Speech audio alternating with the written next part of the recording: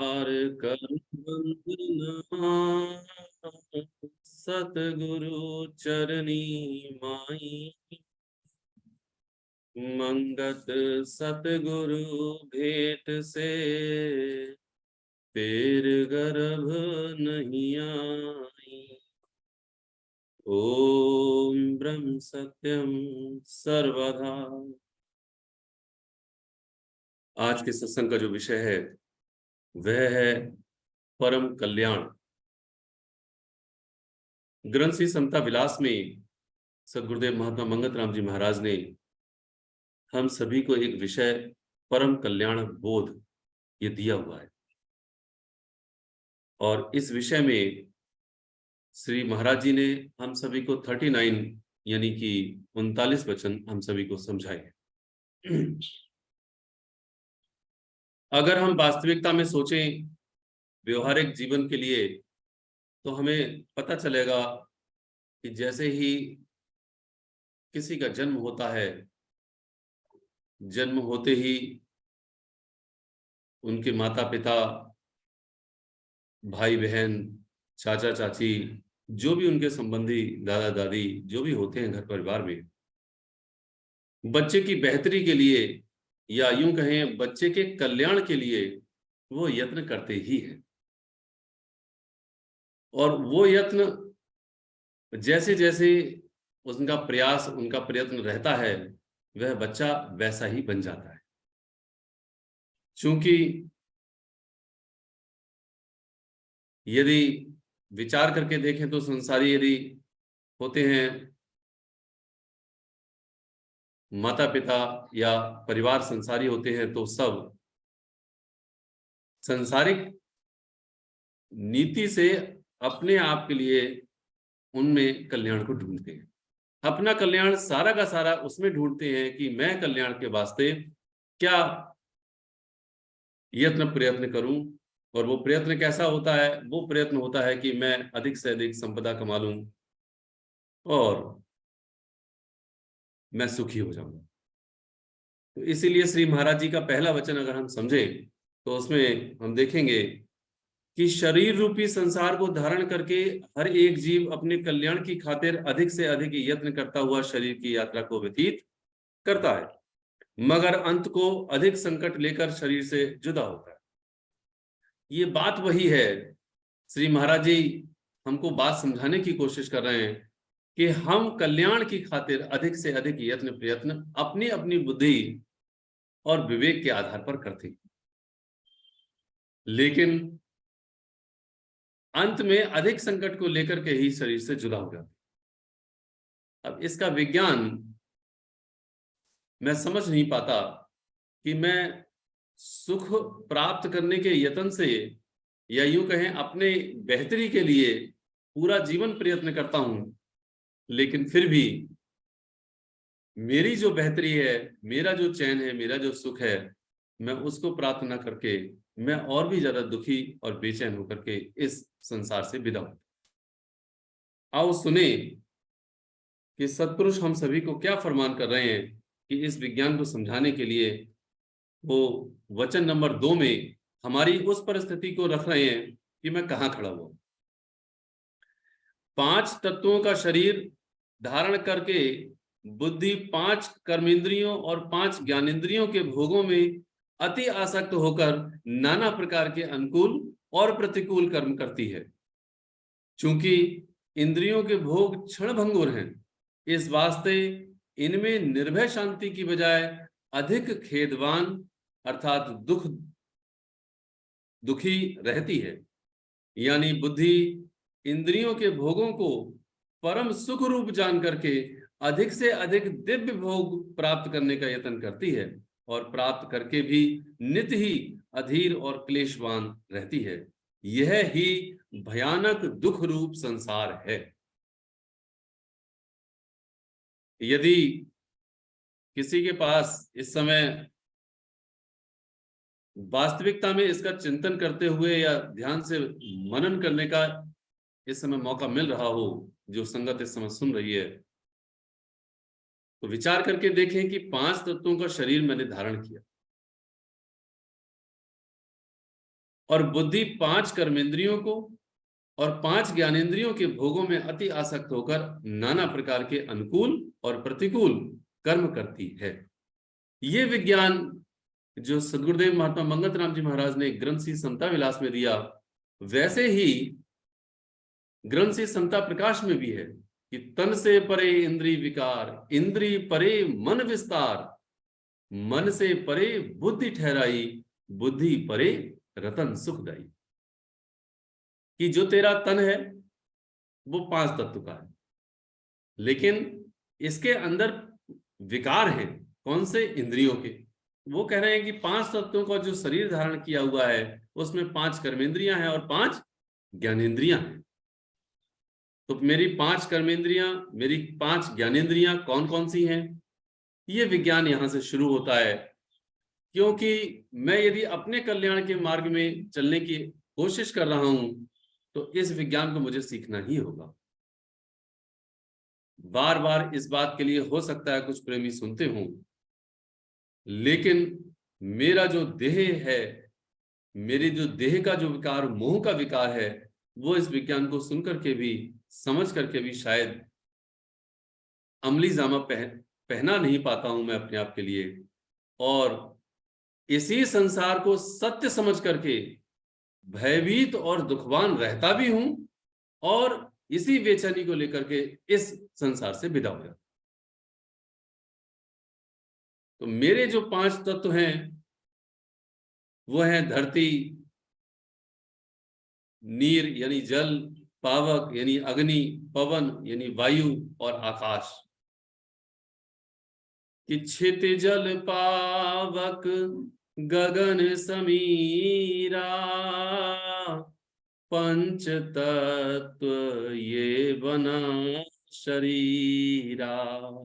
क्षितिजल पावक गगन समीरा, पृथ्वी, जल, अग्नि, वायु और आकाश, इन सभी से मेरा शरीर बना है, जिसके लिए महाराज जी कह रहे हैं 5 तत्वों का शरीर धारण करके। और क्या हुआ 5 तत्वों का शरीर धारण करके? मैंने इस शरीर को ही अपना स्वरूप बनाया, तो इसीलिए ये जो 5 विकार हैं 5 तत्वों के, वो विकार भी मेरे अपने विकार हो गए। वो विकार कौन से?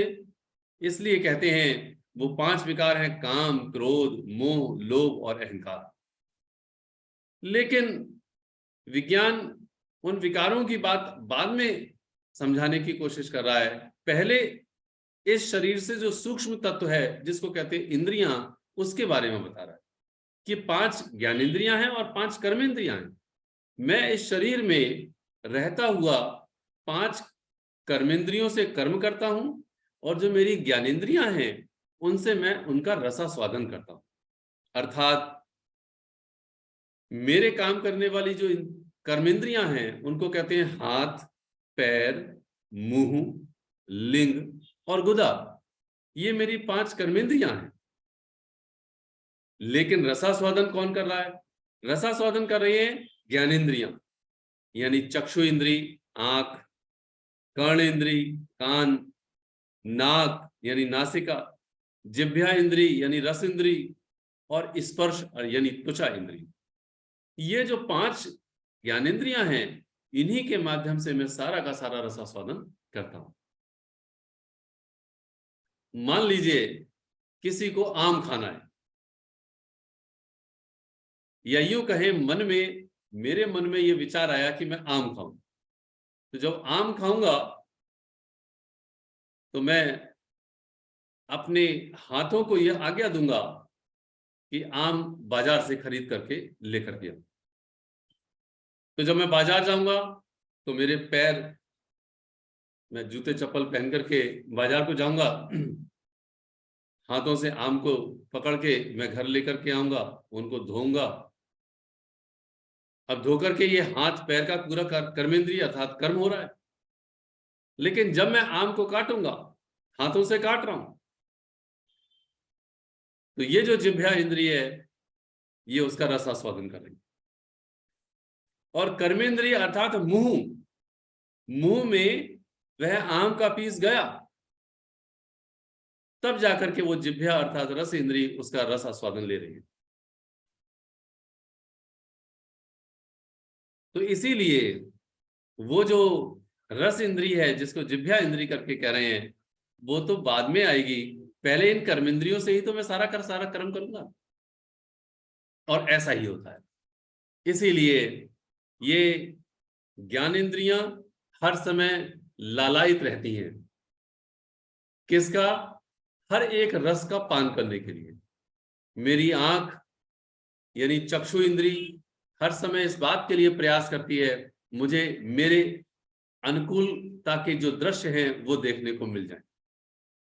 मेरे लिए जो रोचकता है, अर्थात मेरे लिए अगर घूमने का शौक है तो मेरे लिए बहुत सारे पहाड़ हैं, नदी है, सागर है, इन सब का दृश्य मिल जाए।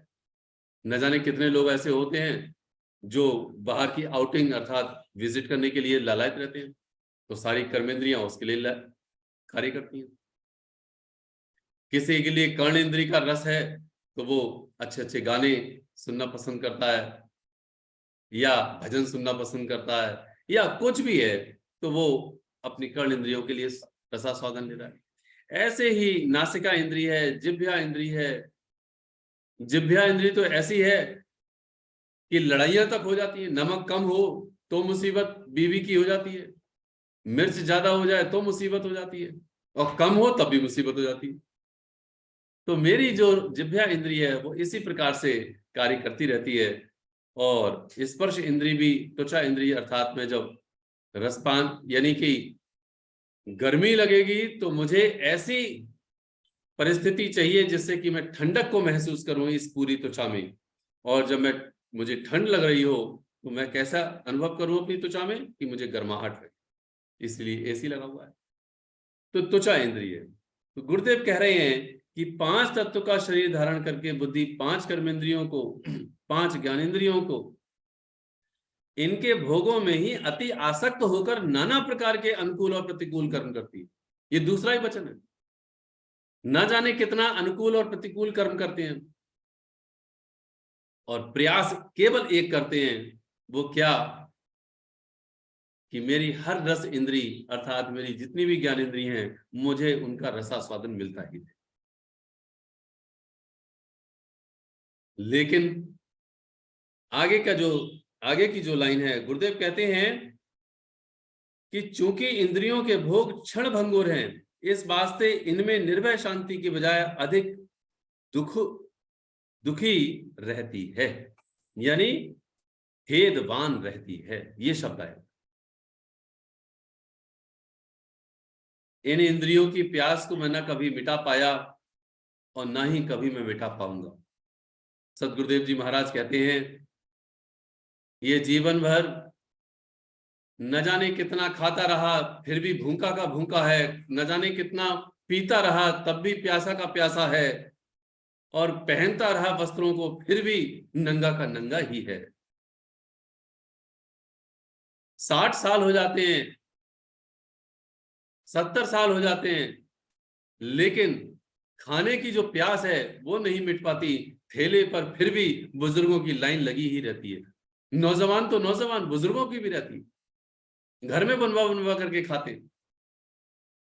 इन इंद्रियों की प्यास न कभी मिटी न कभी मिटेगी।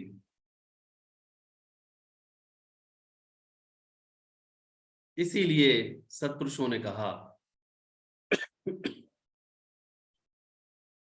कि इन सभी इंद्रियों के द्वारा मैंने भोगों को नहीं भोगा, बल्कि भोगों ने मुझे ही भोग लिया। ये सत्पुरुष के वचन है। इन इंद्रियों के द्वारा मैंने भोगों को नहीं भोगा, बल्कि भोगों ने मुझे ही भोग लिया।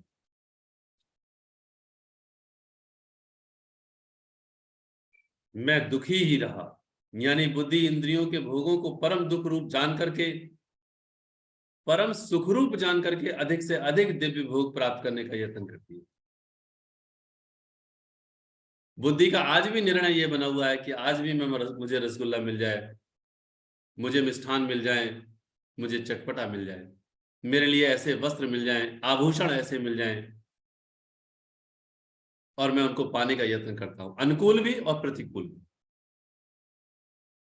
अनुकूल का मतलब है कि मेरे पास यदि धन संपदा है तो मैं प्राप्त करने का यत्न कर लेता हूं, और प्रतिकूल का मतलब है मेरे पास अगर धन संपदा नहीं है तो फिर मैं क्या करता हूं? मैं झूठ, कपट, छल, दंभ इनका प्रयोग करते हुए मैं संपदा को प्राप्त करता हूं और फिर उन भोगों को प्राप्त करने का यत्न करता हूं। ये सिलसिला मेरा चलता ही रहता है, लेकिन मेरी इंद्रियां प्यासी की ही प्यासी रहती हैं और प्यास इसकी और ज्यादा बढ़ जाती है। इसीलिए गुरुदेव कहते हैं कि प्राप्त करके भी नित्य ही अधीर और क्लेशवान रहती है। यह ही भयानक दुख रूप संसार है। ये भयानक दुख रूप संसार, तो मेरा कल्याण कहां हो जाएगा? इसके ऊपर मेरे विकार आते हैं, जिनको कहते हैं मोह, काम, क्रोध, मोह, लोभ और अहंकार। 5 विकार महादुखदाई, जले सकल संसारा, परमारथ परतीत बिन नहीं जीव पाए निस्तारा। तो जो 5 विकार है, ये सारा संसार उसमें जल रहा है। पहले इंद्रियां प्यासी रहती हैं, मेरे विकार भी उसी प्रकार से हावी हो रहे थे। तो ये जो मेरा कल्याण का मार्ग है, वो फिर मुझे कैसे पता चले कि सही मायने में मेरा कल्याण कहाँ है, मेरा हित कहाँ है? क्योंकि मैं तो जानता भी नहीं। एक दृष्टांत भगवान राम के रामचरितमानस से याद आ रहा है इस समय, कि जिस समय महर्षि नारद को, यानी देवर्षि नारद को मोह हो गया, और जब मोह हुआ तो वो कैसे हुआ कि उन्होंने बड़ी प्रचंड पूजा की, अर्थात तपस्या की, और तपस्या करके उन्होंने काम को जीत लिया, काम वासना को जीत लिया। जब उन्होंने काम वासना को जीत लिया तो उन्हें अहंकार हो गया, और इस बात को बताने के लिए सबसे पहले वो भगवान शंकर जी के पास पहुंचे। उन्होंने उनको बताया। भगवान शंकर ने इस बात को उनसे कहा कि नारद, ये बड़ी अच्छी बात है कि तुमने बड़ी तपस्या की और तुमने काम को जीत लिया, अर्थात कामदेव को जीत लिया, लेकिन ये बात मेरे पास तक ही रहने देना, किसी और को मत बताना। लेकिन आप सब जानते हैं, महर्षि नारद जी नारायण नारायण करते हुए पूरे त्रिलोक में, अर्थात तीनों लोकों में घूमते, और वो जा पहुंचे भगवान विष्णु के पास, अर्थात श्री नारायण जी के पास, और वहां पर भी उन्होंने ये व्याख्या कर दी, व्याख्यान किया। प्रभु ने ये जान करके कि मेरा भक्त है, इसलिए उनके ही इस अहंकार को तोड़ने के लिए अपनी माया उन्होंने फैला दी। और उस माया में क्या हुआ कि एक पूरा राज्य बन गया, वहां के एक राजा बन गए, उनकी एक कन्या हो गई, कन्या दिखाई दी, और उनकी कन्या की माता। महर्षि नारद जब वो ऊपर से जा रहे थे, उन्होंने देखा कि बड़ा राज्य है, बड़ा चहल पहल है, क्या हुआ? तो उन्होंने कहा स्वयंवर हो रहा। जब स्वयंवर की बात हुई तो उन्होंने देखा कि क्यों ना इतनी सुंदर जो कन्या है उसका विवाह यदि मुझसे हो जाए तो बात ही क्या है, ये माया है। और वो तत्काल राजा से मिले, अपनी बात को तो छिपा गए, लेकिन ये बात पता लग गई कि एक स्वयंवर होगा, जो उस कन्या को पसंद होगा, अर्थात जो सबसे ज्यादा खूबसूरत होगा, उसके गले में वरमाला डाल दी जाएगी। अब दौड़े दौड़े महर्षि नारद सीधे भगवान विष्णु के पास पहुंचे और कहते हैं, हे प्रभु।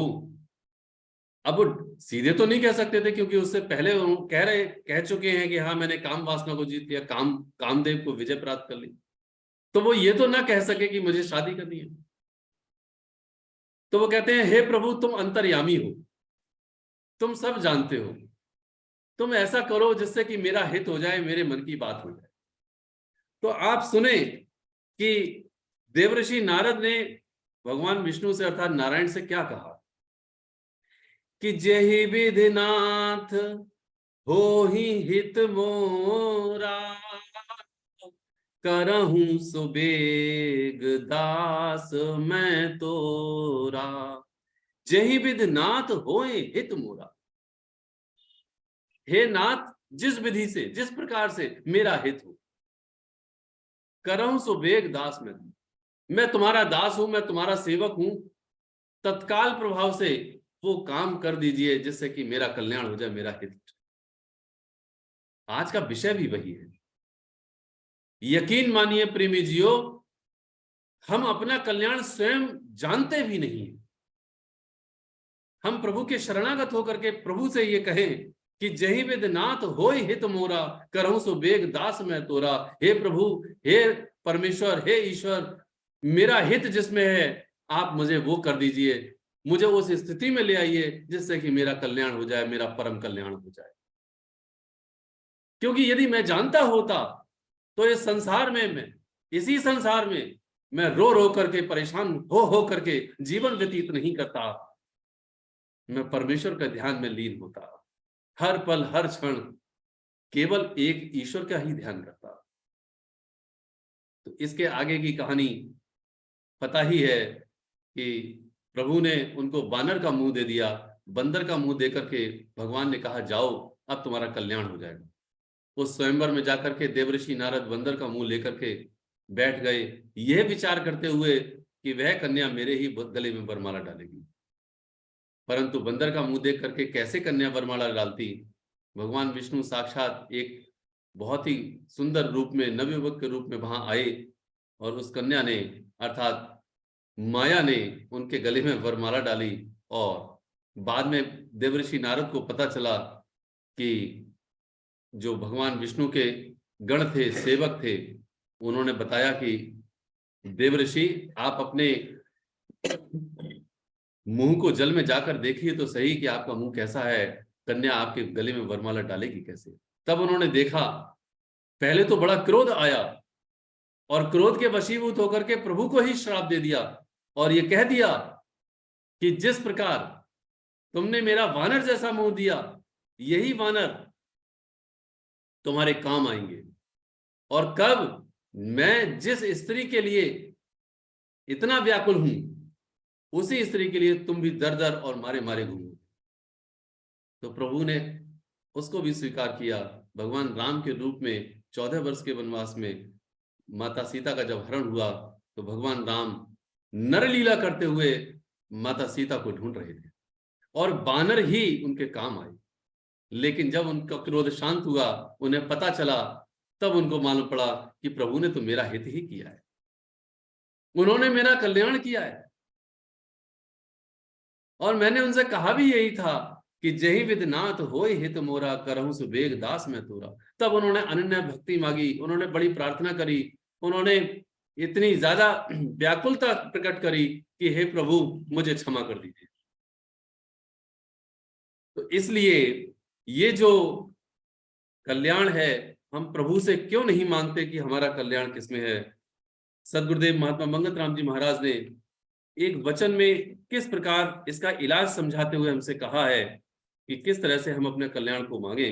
तो गुरुदेव कहते हैं, सार निर्णय यह है कि बुद्धि कर्तापन त्रैगुण अहंकार को धारण करके नाना प्रकार के कर्म फल भोग की आसक्ति में नित्य ही चलायमान रहती है। ये खेद युक्त जीवन अवस्था है। इससे पवित्र होने की खातिर एक आत्मा का विश्वासी और अभ्यासी होना ही परम साधन है। फिर सुने, इससे पवित्र होने की खातिर एक आत्मा का विश्वासी और अभ्यासी होना ही परम साधन है। ऐसे निश्चय से जो गुणी पुरुष, जो गुणी सत स्वरूप परायण होता है, यानी तमाम शारीरिक शक्ति और शारीरिक दुख और सुख केवल अविनाशी स्वरूप अखंड शब्द आत्मा के आधार को देखता है, वह परम पवित्र भावना से अनन्य स्वरूप करके अंतर्चित्त में आत्मचिंतन में दृढ़ होता हुआ, दृढ़ अनुराग के बल से, द्वंद्व रूपी खेत से, निर्मल बुद्धि के बल से सदपद में विश्राम पाती है। यही तेरी कल्याणमयी अवस्था है। तो ये वचन तो लंबा है, हम समझे इस बात को सबसे पहले कि हम को सबसे पहले आत्मा का विश्वासी होना। ये वो आत्मा जो मेरे अंदर निवास कर रही है, जो परमात्मा का अंश है, मैं उसको बिसरा देता, मैं भूल जाता हूं। और गुरुदेव कह रहे हैं जब तू इसका विश्वासी होगा तो अभ्यासी होना ही परम साधन है। फिर मैं अभ्यासी हूं, और अभ्यास कैसा? सुबह और शाम मेरा अभ्यास होना चाहिए, और पक्के इरादे से अभ्यास होना चाहिए। सिमरन से लापरवाही करनी अपनी मूल बर्बादी करनी है, ये विचार करते हुए मेरा सुबह और शाम का पक्की तरीके से सिमरन होना ही चाहिए। और सिमरन के वास्ते मेरे लिए सेवा जरूरी है, मैं सेवा भी करूं जिससे कि मेरा सिमरन में मन लग जाए। उसी सिमरन में मन लगने के लिए इसी जीव को सादगी में आना जरूरी है, सत्य के आधार पर जीवन व्यतीत करना जरूरी है, और सत्संग में होश में रह करके सुनना जरूरी है। जो भी प्रेमी होश में रह करके सुन रहे हैं उन्हें समझ आ रही होगी बात कि मेरे कल्याण का साधन, मेरे कल्याण का जो रास्ता है वो केवल और केवल एक ईश्वर है। तो इसलिए सद्गुरुदेव महात्मा मंगत राम जी महाराज हम सभी को इस विज्ञान के बारे में समझाते हैं और बता रहे हैं इस बात के लिए कि तेरा कल्याण केवल और केवल ईश्वर की प्राप्ति में है और कुछ भी नहीं है। न तो इन इंद्रियों की प्यास को बुझा पाएगा और न ही तो इन इंद्रियों को कभी उनको तृप्त कर पाएगा। इनकी तृप्ति सही मायने में मर्यादा में लाने के लिए। गौतम बुद्ध ने बड़ा अच्छा कहा, इन इंद्रियों पर को इतना न तरसाओ कि ये व्याकुल हो उठे। इन इंद्रियों को इतना ना तरसाओ कि व्याकुल हो उठे। और वो कहते हैं इन इंद्रियों पर भोग इतने ना बरसाओ कि ये बावली हो उठे। इसके रूपांतर में गौतम बुद्ध ने उदाहरण दिया था कि तानपुरे की तान को इतना न कसो, तानपुरे की तान को इतना न कसो कि वो टूट जाए, और तानपुरे की तान को इतना ढीला न रखो कि वो बेसुरा तान हो जाए।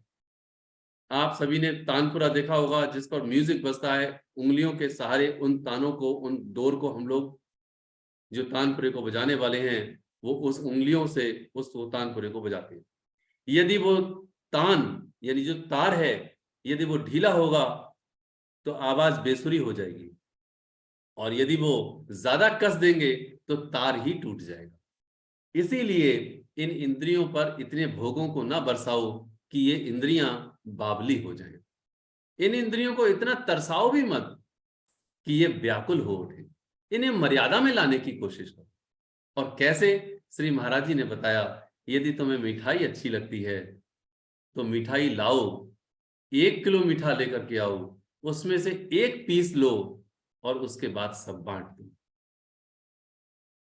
ये तरीका है तेरे जिह्वा इंद्रियों को कंट्रोल में लाने का। तुम्हें बहुत अच्छा लगता है सूट, बहुत अच्छे लगते हैं वस्त्र, लेकर के आओ, लेकिन उनको दूसरों को बांट दो। पैसा कमाना बहुत अच्छा लगता है, लेकिन 10% और 20% नेक कमाई का दान में दे दो। निश्चित बात है लोभ कम हो जाएगा। तो ये वो सूत्र हैं जिन सूत्र के आधार पर हम अपने कल्याणमयी जीवन की ओर चल सकते हैं। गांठ बांधे आज से कि हर हालत में मुझे अपने परम कल्याण की ओर जाना है, अर्थात एक ईश्वर की प्राप्ति के वास्ते यत्न प्रयत्न करना है। इन नियमों का पालन करते हुए मुझे एक ईश्वर विश्वासी होकर, आत्मविश्वासी होकर उसका अभ्यास करना है।